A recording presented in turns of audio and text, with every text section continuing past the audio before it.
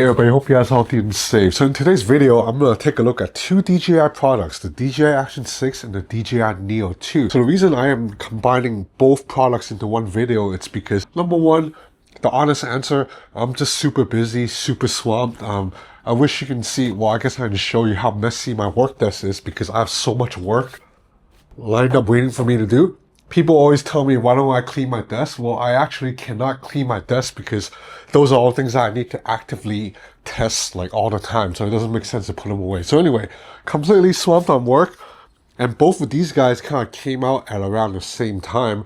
And on top of that, I really think both of these guys, at least for me, they make a lot of sense to me as a solo content creator, someone who has to film himself without the help of a dedicated camera person.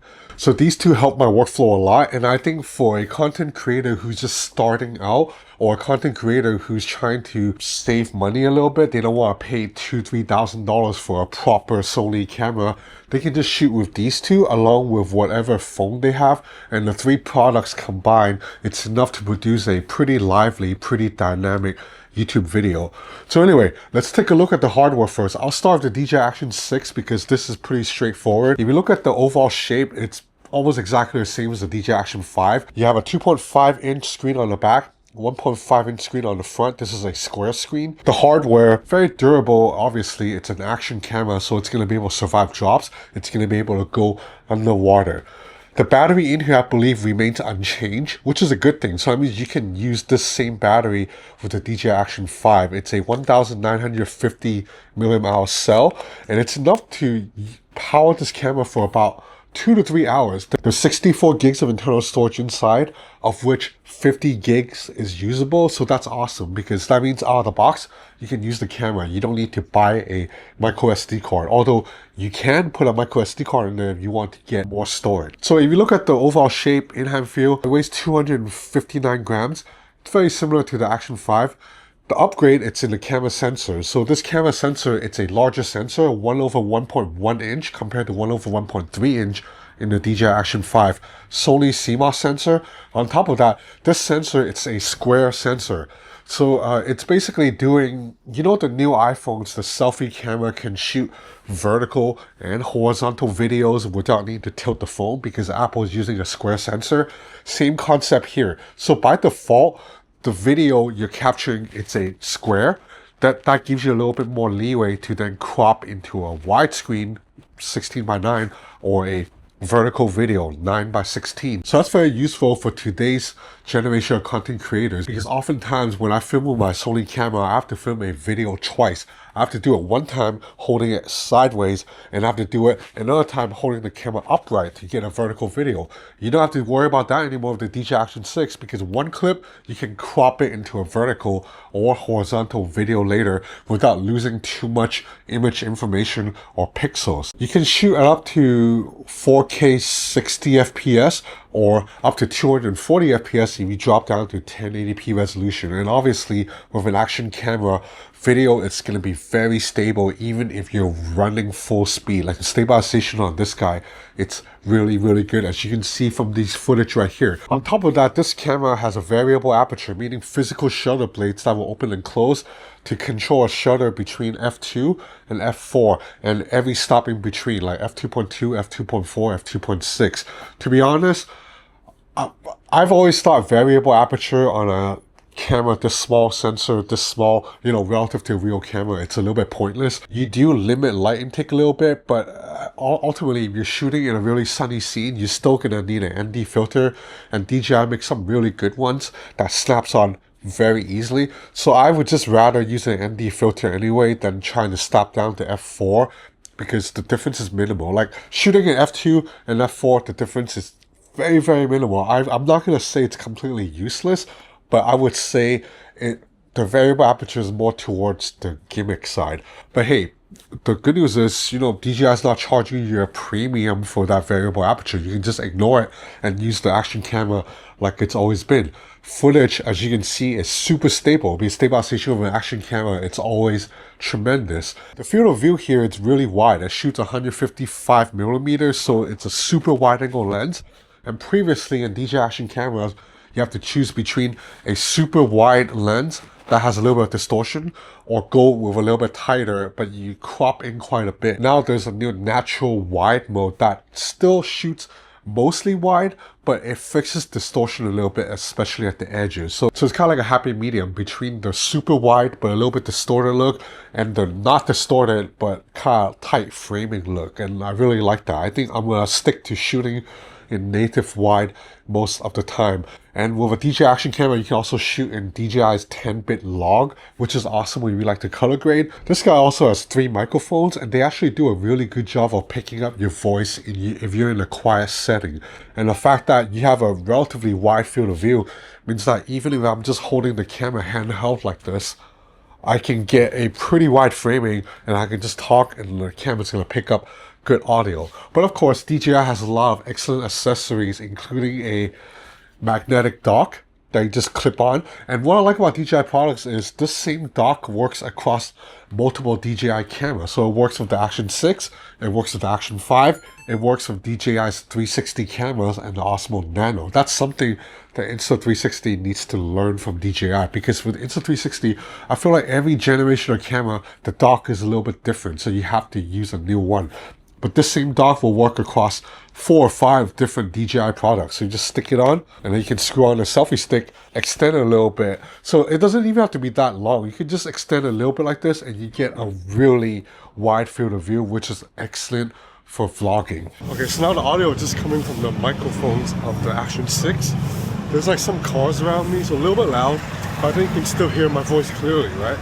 So the DJI Action 6 is a tremendous vlog camera, and also a quick camera if you want to get some unique shots, because the bottom's magnetic, so you can stick this onto metallic surfaces out on the street if you need. So this is the DJI Action 6. I would say if you are looking for a tiny vlog camera that can shoot videos that allows you to do vertical or horizontal at the same time, this is the one to get.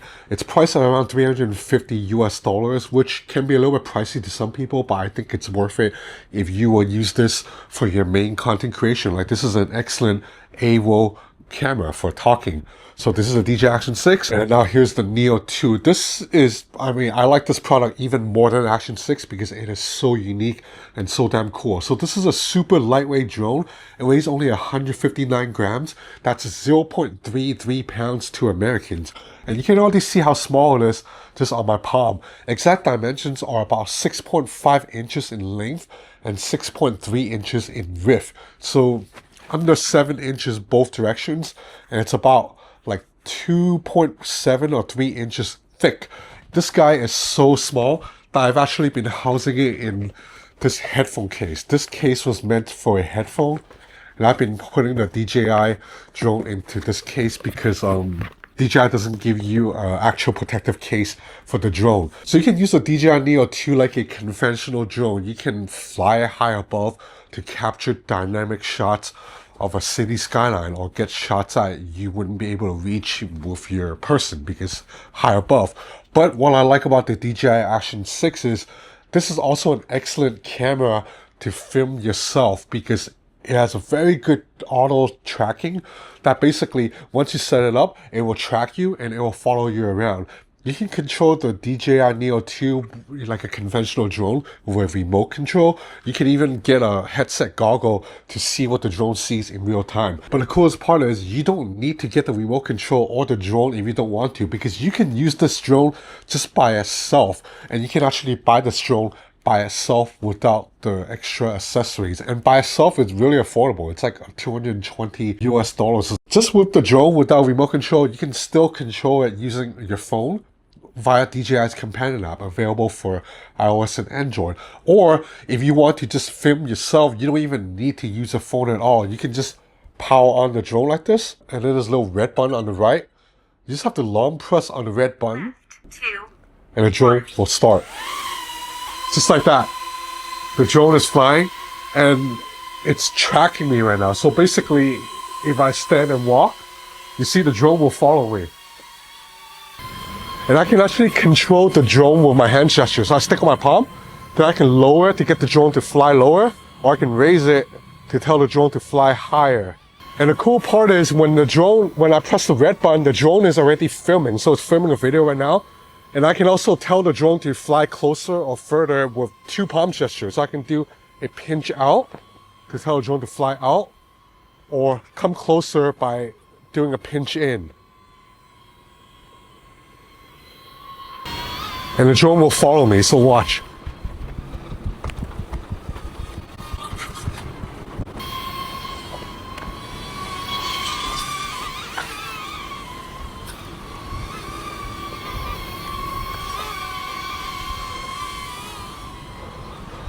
And if I want the drone to land, I just have to stick out my palm like this. The drone will register, the drone will recognize my palm, and it'll land just like that. So it's that easy to control the drone and to film footage of yourself.